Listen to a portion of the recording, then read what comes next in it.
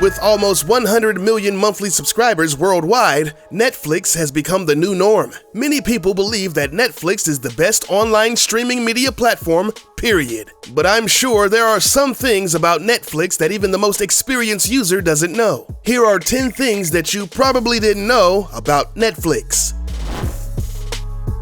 The Netflix founders Reed Hastings and Mark Randolph worked together under Hastings' software development firm. They wanted to sell items over the internet similarly to Amazon. After a lot of brainstorming, they decided DVD movies were the way to go. They invested a cool $2.5 million to start up the company, and in 1997, Netflix was born. Although today, Netflix is loved for its streaming content, the founders initially had consumers only renting DVDs by mail. The streaming option wasn't ready until 2007. It's often said that Hastings started the whole business because he was fined $40 in late fees for an Apollo 13 VHS he forgot to return to the video store. Even though it sounds like the perfect backstory, it hasn't been proven to be true.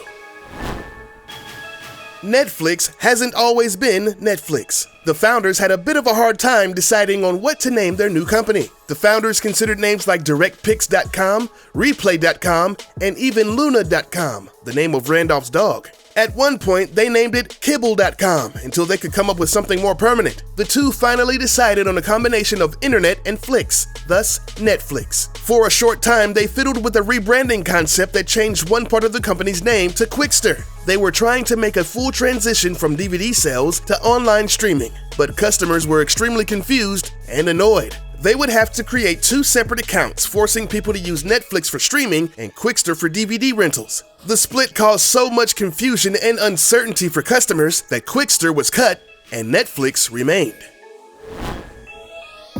Y'all remember Blockbuster, right? The biggest video rental company in the world? Well, they officially went bankrupt back in 2010. But did you know they could have potentially saved their company by purchasing Netflix? Netflix made them an offer, but they refused. Big mistake. For a mere $50 million, Blockbuster would have had full ownership. Instead, they chose to partner with Enron. Yes, that Enron, the corporation that was caught up in the 2001 accounting scandals. Yeah, that was their second mistake. Enron ended their partnership months after the initial deal. Blockbuster must have realized the error in their ways. They tried to compete with Netflix by introducing a DVD by mail service in the United States, only to be sued by Netflix for the stolen idea. Blockbuster's profits started to slowly decline. And since 2013, most of all of their stores are shut down. A lot of their remaining open stores were bought by Dish Network. Yeah, Blockbuster definitely should have taken the deal, because now Netflix is currently worth over $62 billion. Weird, creepy, and downright strange are words we can use to describe Netflix's very first original series. It's titled Example Show. To us, it may be pointless footage, but for Netflix, it's part of their company's method to ensure their success, because sometimes they have to make videos just to test new video formats. The Netflix Example Show is a disturbing 11-minute video. It includes scenes of constant running fountain water, and a random guy juggling, jogging, doing cartwheels, the moonwalk, and reciting Shakespeare. These test videos are the hidden gems of the Netflix website. Also, if you type test patterns under the Netflix search bar, you'll find a 2-hour-long test video with a cute little girl in the middle. Turn on English subtitles if you really want to get a laugh. If you take a quick look at the Urban Dictionary under Netflix and chill, you will find out it pretty much stands for booty call. Although the phrase didn't initially take on that meaning, it has quickly gained popularity on social media. The first person to ever use the phrase was the Twitter handle @NoFaceNina in 2009. She tweeted, "I'm about to log into Netflix and chill for the rest of the night." At that point, it was an innocent phrase, but by 2014, a portion of the Twitter community retweeted it and turned it into a dirty euphemism that we all know today. The new meaning of the phrase started to spread like wildfire, and pretty soon, all of social media was quick to run with it. So, if someone wants to Netflix and chill with you, don't ask them what movie they want to see, because that ain't what it means. Netflix had its own original award show called The Flixies in 2013. It allowed customers to showcase their Netflix watching habits. People could vote on multiple categories like Best Bromance, Best Guilty Pleasure, and Best TV Marathon. They could even suggest their own categories through the website. It was specifically for users to cast their votes and ideas online. The winners of each category were announced on March 11th of 2013. However, The Flixies didn't last long. Netflix didn't take the award show too seriously, and they discontinued it after the first year.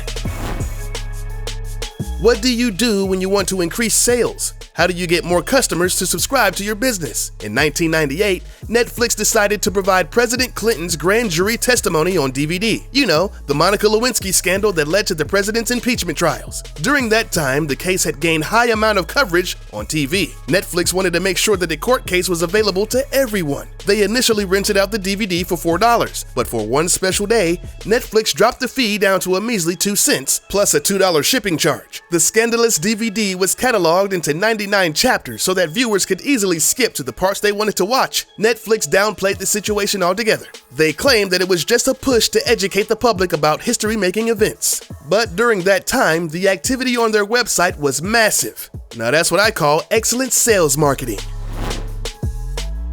Netflix be lurking in the shadows, watching you do naughty things. They like to view the habits of people as they illegally download movies and TV shows from piracy sites. Why, you ask? Well, what better way to find out what people like to watch? See what they download the most. An experienced pirate site user is determined to find their favorite stuff for free. Netflix will use this to their advantage so they can turn it around and provide the best content for their viewers. And the observations actually work. For example, the Netherlands didn't have access to Netflix until 2013, but when the service was offered, it was a huge success in part to their stalkerous ways. The company knew that the show Prison Break was extremely popular in the Netherlands because they watched the illegal pirating activity coming out of that country. Okay, Netflix, should I be getting a restraining order or...